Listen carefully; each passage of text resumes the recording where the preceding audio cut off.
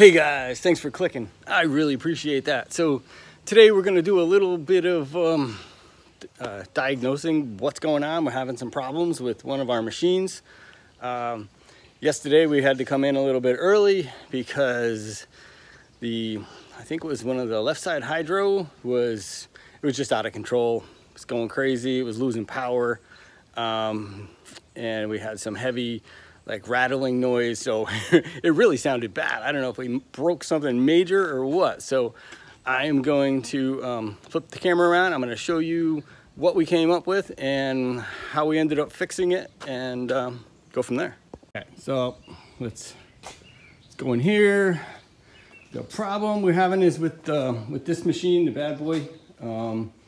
So we were operating it and it felt like the wheel was literally going to fall off of the left side here, and it lost control. So the other stick was working, the right side was working, and this side it was out of control. So I don't know if we broke an axle or what happened. So we got in there, and obviously you want to visualize, is there something broken that you can see? You try and shake the wheel around, and nothing was moving. It seemed like it was solid. So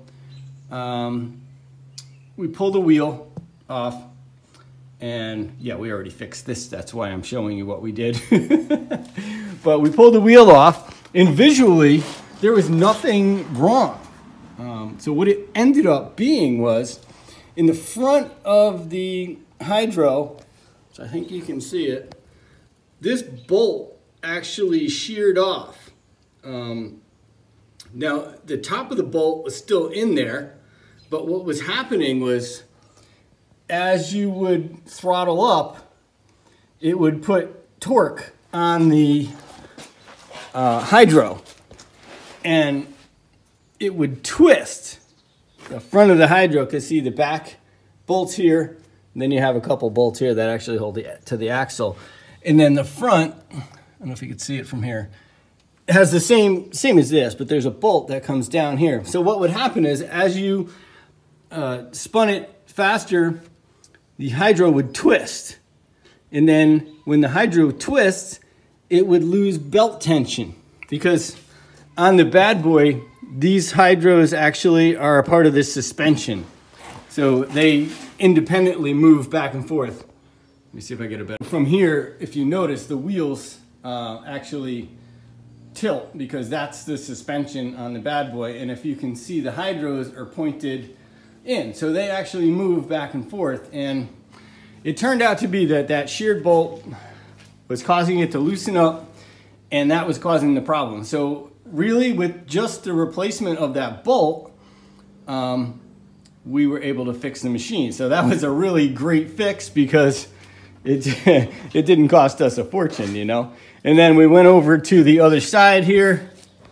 Sorry for the lack of light.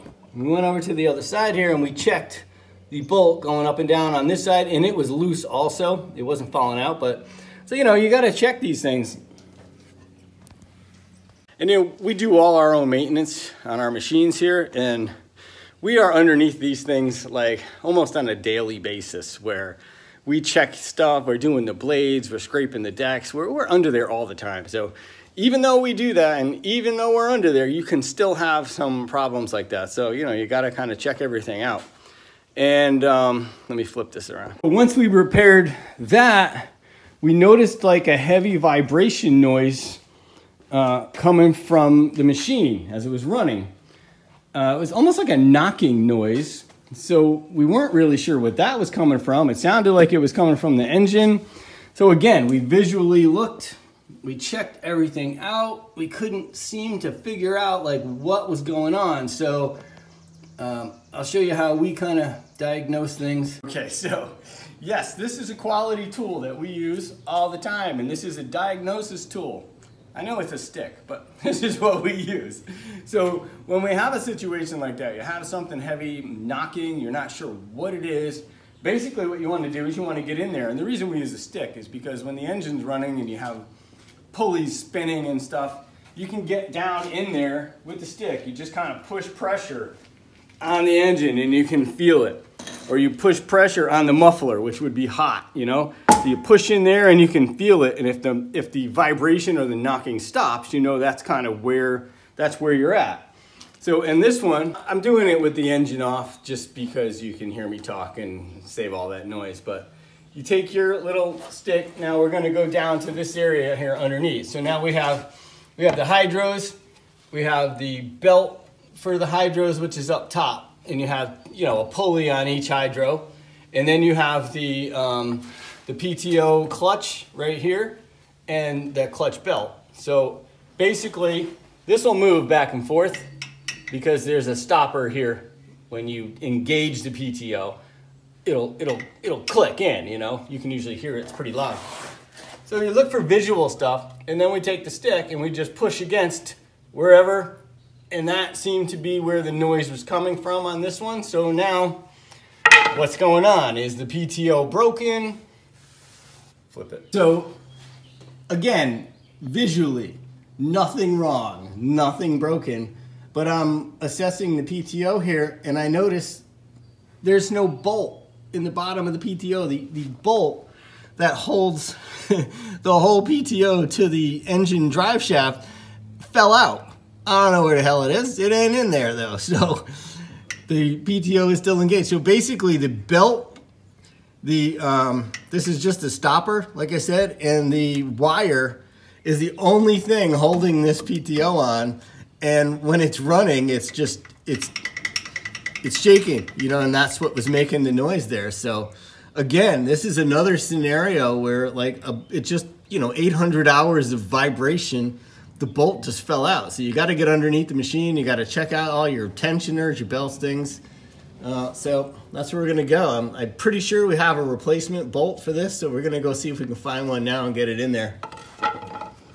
All right. So I don't have the correct washer, but there is a part number on here. I don't have the part number, but if you go on the, this is for the bad boy set. It is a 7/16 20.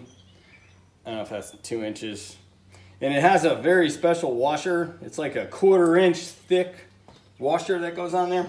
Don't have that. But today, we're gonna make do with this so we can get out there and work. And it's a little sloppy, but it'll work for us until we get the correct washer in that we ordered. And then, you know, Loctite. Obviously, Loctite's pretty good because look what happened. It fell out, you know. Luckily, we didn't lose the whole PTO and didn't rip off the wires and make a whole big disaster because that would have sucked. But so we're gonna put some Loctite on here. Maybe, put that on the list of stuff we need. Well, this is my poor attempt at Loctite. So much for that. Anyway, so we have the bolt. I think it is, I don't know, what is it? I don't know, it's 5/8 bolt. But it is on the engine shaft, so I use an impact because if you try to put a wrench on it, then the engine's gonna spin, and unless you can stop that from spinning, just use the impact. It makes life a lot easier. And we will replace this when we get the correct washer, and we will get Loctite. But in the meantime, we're just gonna put it on here.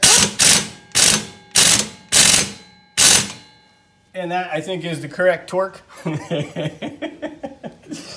Anybody who knows me knows I'm not crazy about like getting too technical with torque stuff, so that's how I do it. Anyway.